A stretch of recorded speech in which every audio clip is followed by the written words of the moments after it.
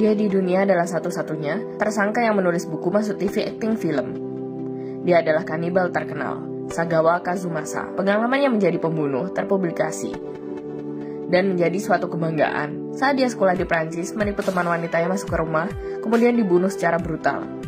Dia memutilasi kemudian memakannya. Ayahnya mencarikan pengacara terbaik untuknya, membayar mahal untuk membebaskannya. Pengadilan menetapkan dia sakit jiwa, kemudian mengirimnya ke rumah sakit jiwa. Lalu ayahnya membawanya pulang ke Jepang. Tak lama penyakitnya sembuh dan dia bebas. Lalu dia menulis 10 buku berkaitan dengan kanibal, bahkan menjadi film, yang membuat orang makin tak percaya. Ada acara makan mengundangnya untuk menjadi juri. Sungguh keterlaluan. Kali ini kita akan mengulas film ini. Pemeran utamanya terinspirasi dari Sagawa, berjudul Pengakuan Pembunuh. Akan dimulai. Kalian siap? Harry adalah polisi kriminal. 15 tahun yang lalu, dia memburu pembunuh berantai di sini. Tersangka menyekap bos restoran dan di depan Harry membunuhnya. Saat Harry memburu, dia lolos, tapi tersangka tak membunuhnya. Dia menggores wajahnya, sengaja tak membunuh. Harry jatuh, dia menembak tersangka yang pergi. Anehnya, sejak saat itu tersangka menghentikan aksinya, dan polisi tak pernah bisa menangkapnya. 15 tahun kemudian, ini hari terakhir tuntutan kasus pembunuhan berantai.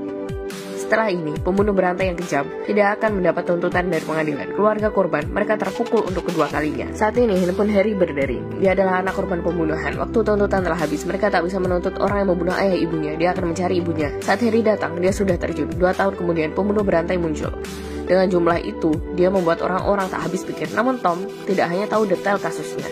Dia juga menulis menjadi sebuah novel, Pengakuan Pembunuh. Dia muncul kali ini untuk menghadiri publikasi buku barunya. Untuk membuktikan dialah pembunuhnya, dia membuka baju di depan umum. Saat dia kabur, dia tertembak oleh Harry. Pembunuh berubah menjadi penulis. Selanjutnya, ada bisnis pemulihan nama. Orang-orang lebih marah. Tom terlebih dahulu di depan rumah korban berlutut meminta maaf, kemudian menyumbang pada badan amal ke polisi untuk memprovokasi. Lagi pula masa tuntutannya sudah habis. Harry juga tak bisa melakukan apapun benar.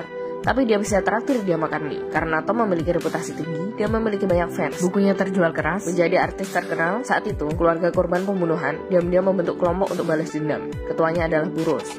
Tersisa 4 orang. Mereka adalah pengacara Dean, paman Jack, dan anaknya May, juga Max yang emosional. Meskipun pengadilan tak bisa menuntut pembunuh, maka kita menggunakan cara sendiri untuk balas dendam. Mereka diam-diam mengikuti Tom. Setiap hari Tom jam 5 sore berenang. Mereka bergerak terpisah. Dean masuk ke tim ajudan Tom, bertugas melayani. Paman Jack menjadi petugas kebersihan, membersihkan kolam renang. Diam-diam menaruh ular beracun di kolam. Setelah Tom tergigit, ajudannya membawa ke rumah sakit. Saat itu yang bertugas menjadi perawat, May dan Mike sudah menunggu di pintu. Kemudian membawa Tom pergi. Semuanya berjalan lancar sesuai rencana. Namun tak disangka, perawat asli cepat datang. Suasana menjadi canggung. Lawan belum juga merespon, Max mengeluarkan pisau untuk menyerang. Mereka berhasil membawa Tom. Harry menerima telepon bahwa Tom diculik. Sebagai polisi, dia harus menolong Tom. Saat pemburuan, Harry langsung tahu mereka keluarga korban. Dengan sinyal pencari, dia menemukan markas keluarga korban. Saat tak ada orang, dia menggendong Tom keluar. Melempar sembarangan di sebuah motel, Tom yang sudah sadar berbohong pada media. Orang yang menculiknya adalah fans yang gila padanya. Jadi semua tak bisa dikontrolnya. Selain itu, untuk menghadiahi fans, jadi Tom ingin syuting acara TV terkenal bersama dengan Harry. Melihat Tom antusias, Harry jadi bingung. Dia tak bisa menuntut pembunuh berantai itu, bahkan ditakdirkan satu acara dengan penjahat seperti Tom. Ini acara untuk meningkatkan fans Tom. Sederhananya, ini cara unik. Di acara, Harry mengemukakan 6 bukti yang mengungkapkan bahwa Tom bukan pelakunya. Pembunuh dalam catatan kasus selama 4 tahun total membunuh 10 wanita. Namun masih ada 1 kasus lebih. Keberadaan korban tak jelas. Terkait kasus ini, buku Tom tak menuliskannya. Jadi kenapa dia harus berpura-pura menjadi pembunuh? Apakah untuk jadi terkenal? Namun, apakah Tom mengaku menipu? Tentu tidak. Tom tersenyum, menjelaskan bahwa kasus itu bukan dia yang melakukan. Harry juga tak memiliki bukti. Kasus itu pasti dia yang melakukan. Masuk ke sesi telepon penonton. Penonton bernama Joe ini agak aneh. Dia bertanya pada Tom, apakah dia tahu waktu tercepat lomba lari Harry? Tidak tahu.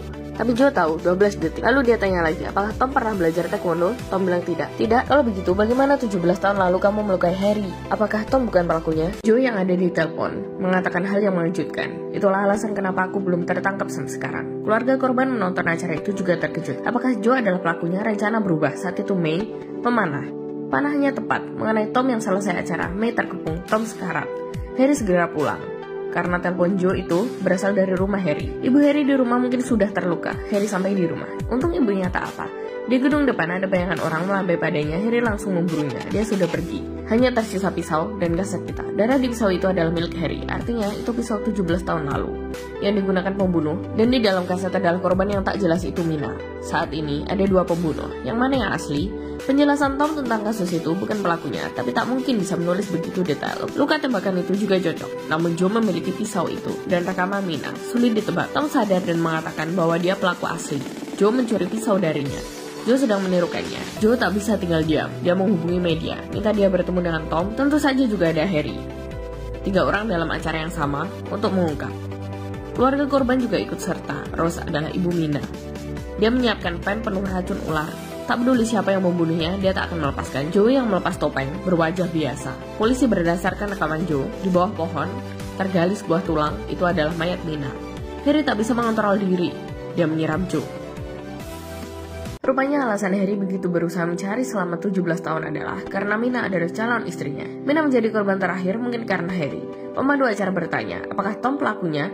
Tentu saja bukan. Tapi bagaimana dia tahu semuanya secara detail? Karena buku itu bukan tulisan Tom, penulisnya adalah Harry. Rupanya semua ini untuk menarik perhatian pembunuh. Tom adalah lelaki yang 2 tahun lalu terjun, tapi tak meninggal, namun wajahnya hancur. Kemudian operasi ganti wajah, Harry menatap pembunuh dan tak melihat siapapun lagi. Akuilah dosamu.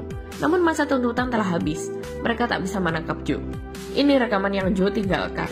Rupanya setelah Joe menculik Mina, belum membunuhnya, namun menahannya selama 2 tahun. Waktu Joe membunuh Mina adalah 19 Desember 1999 jam 12 malam. Sekarang adalah 18 Desember 2007 jam 11.46. Sisa 14 menit dari habis masa tuntutan. Joe tertawa. Saat itu Mina hamil anakku. Tapi aku benci anak-anak. Jadi aku membunuhnya juga. Penjahat ini, Harry ingin membunuhnya. Namun dihentikan rekannya, menembak arus listrik ke ruangan, Joe akan kabur. Tom mengejar sampai lift. Mereka bertengkar, akhirnya Joe kabur. Harry mengejar. Akhirnya menghadang Joe, Harry membantingnya. Saat itu polisi menangkap Joe, namun ibu Mina tak bisa tinggal diam. Melihat pembunuh anaknya di depannya, dia menusuk pen itu. Namun tertahan oleh Harry. Ditangkap Harry. Kemudian, wajah Joe kaku. Jantungnya, karena racun ular itu, Harry yang menusukkannya. Cerita berakhir. Cerita ini mengajarkan, kebenaran meskipun terlambat, namun dia pasti akan datang. Sampai jumpa semua.